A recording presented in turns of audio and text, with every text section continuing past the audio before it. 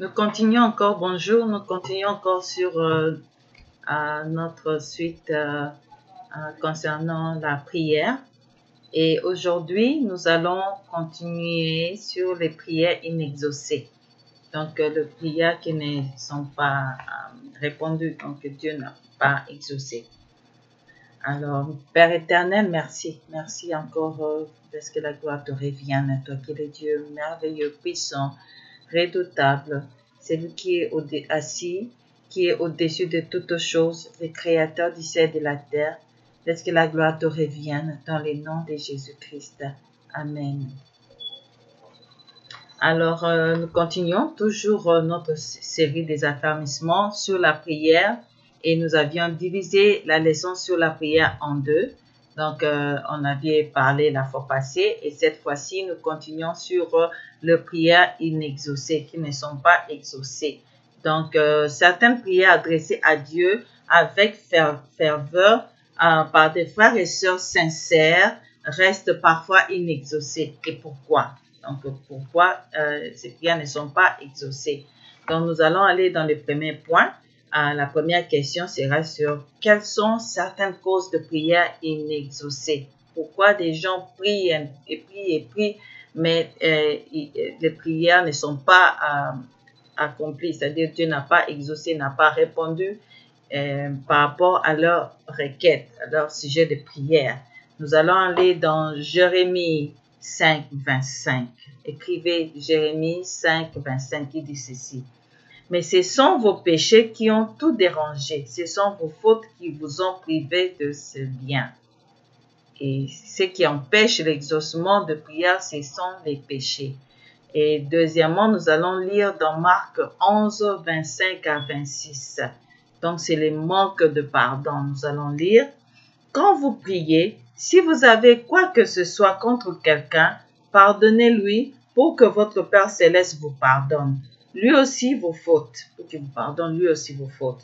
Mais si vous ne pardonnez pas, votre Père qui est dans les cieux ne vous pardonnera pas non plus vos fautes. Donc ici, nous voyons, c'est le manque de pardon qui fait que nos prières ne soient pas exaucées.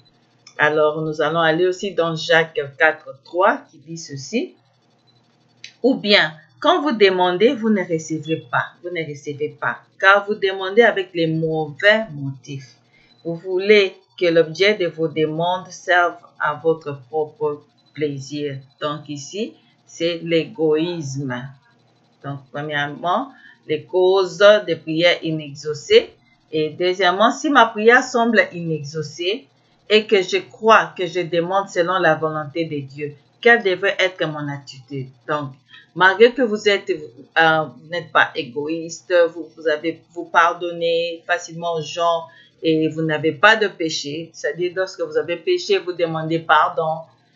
Donc, vous marchez dans la vie selon la parole de Dieu, mais vos prières ne sont pas encore exaucées. Alors, quelle sera votre attitude? Nous allons aller dans Hébreux 10, 35 à 36. Hébreux 10, 35 à 36. Avant d'aller dans Hébreux, nous commençons dans 1 Jean 5, 14 à 15, qui dit ceci. 1 Jean 5, chapitre 5, verset 14 à 15, qui dit ceci. Et voici quelle assurance nous avons devant Dieu.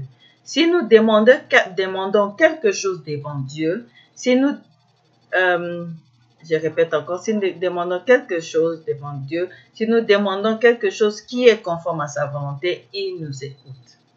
Et si nous savons qu'il nous écoute, nous savons aussi que l'objet de nos demandes nous est acquis. Donc, c'est ça votre attitude. Vous savez, même si ce n'est pas encore exaucé et que vous marchez selon la parole de Dieu et que l'objet de vos requêtes ne sont pas encore exaucés, vous devez.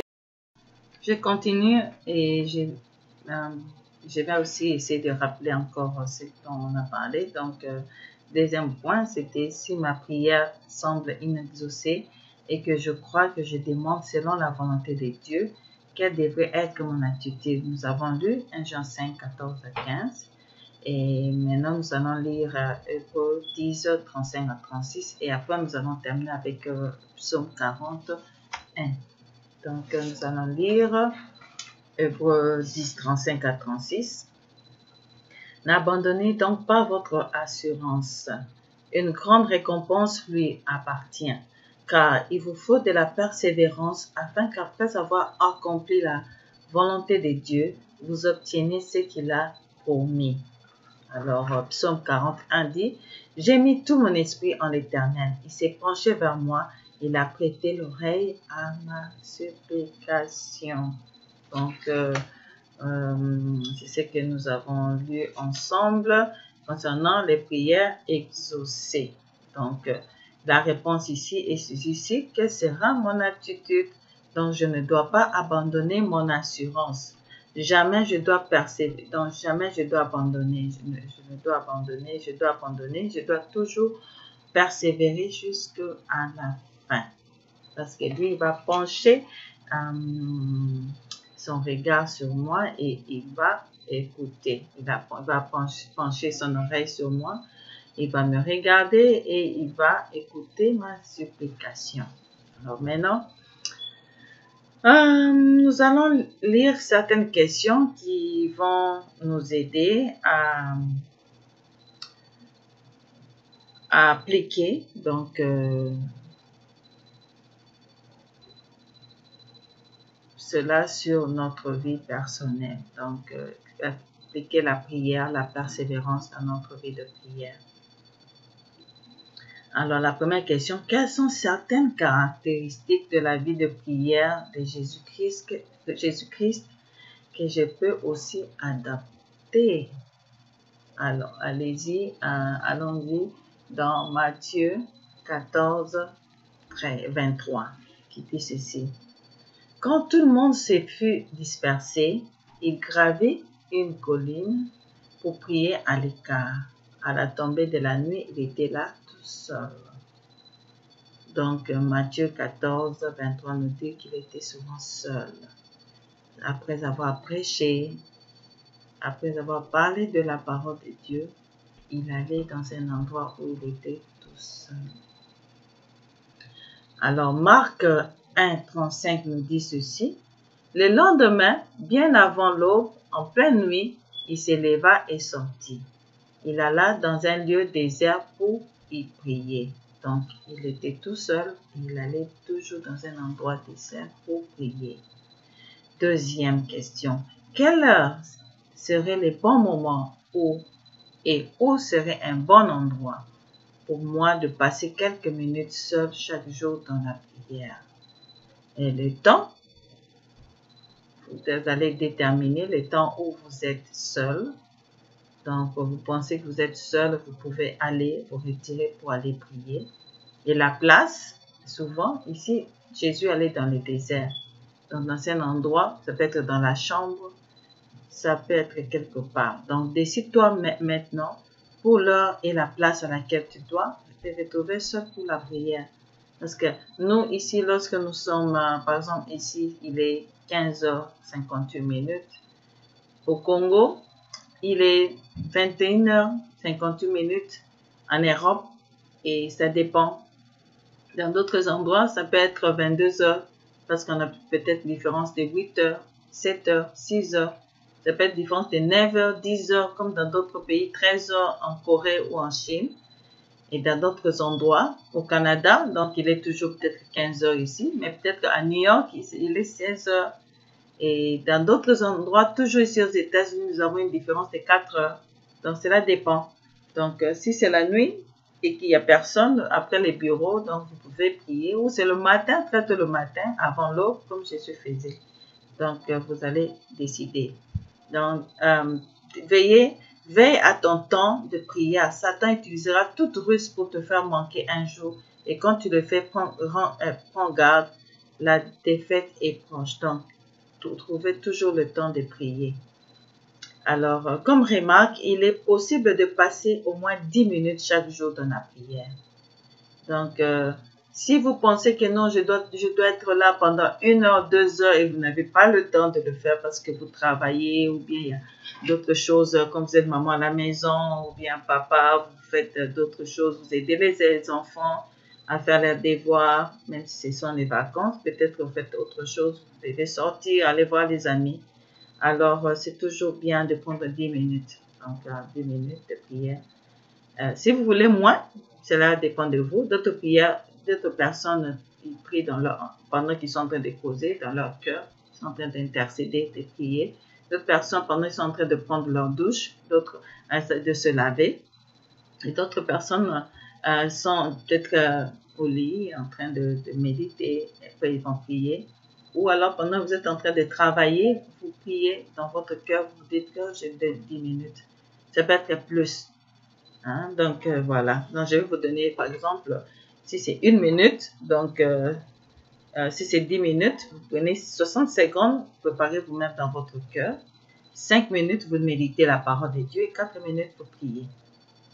Donc, vous pouvez commencer par adorer Dieu, confesser tous vos péchés connus et puis, non, ce que vous avez fait par erreur ou bien par omission, vous pouvez confesser aussi. Remercier Dieu et puis intercéder pour les autres et pour vos besoins aussi. Donc, comme conclusion, la prière est une vie. Au fur et à mesure qu'on grandit dans le Seigneur, notre vie de prière connaîtra aussi une croissance. Donc, c'est le Seigneur par le Saint-Esprit qui nous rend capables de prier. Donc, dans Philippiens 4, 13 dit ceci, « Je peux tout grâce à celui qui me fortifie. » Donc, ce n'est pas par tes propres efforts. Donc, la vie de prière, nous ne le faisons pas par nos propres efforts. Donc, c'est Dieu qui nous fortifie. Donc, on peut tout par celui qui nous fortifie. On va prier. Et Yahweh, Père éternel, tu es merveilleux, tu es adorable. Toi qui permets que ces moments, nous puissions parler de cela. Que toi seul, tu puisses toucher le cœur, que tu puisses pourvoir et changer le cœur de pierre en chair, changer notre vie, donne-nous la force de prier, car ce n'est pas par nos propres efforts, nous avons besoin de toi. Au nom de Jésus-Christ. Amen. Alors, prochainement, nous allons commencer sur notre prière, sur l'étude de la Bible. Et là, nous avons terminé avec la prière, parce que c'est ce qu'on avait vu dans la série sur la croissance chrétienne. Nous avions vu certains points. Il faut prier, il faut méditer la parole de Dieu. Et maintenant, nous entrons dans la profondeur. Nous venons de terminer avec la prière et nous allons continuer avec la méditation de la parole de Dieu. Donc, essayez de vérifier prochainement après cette vidéo. Vous allez voir une vidéo où je vais parler de la méditation de la parole de Dieu et je vais diviser ça en deux. Donc, nous allons commencer par l'étude de la Bible 1, et puis l'étude de la Bible 2. Donc, merci beaucoup. Et si vous voulez souscrire, ce serait toujours une bonne chose. Si vous voulez commenter ou poser une question, nous serons toujours disponibles pour vous répondre et que Dieu vous bénisse.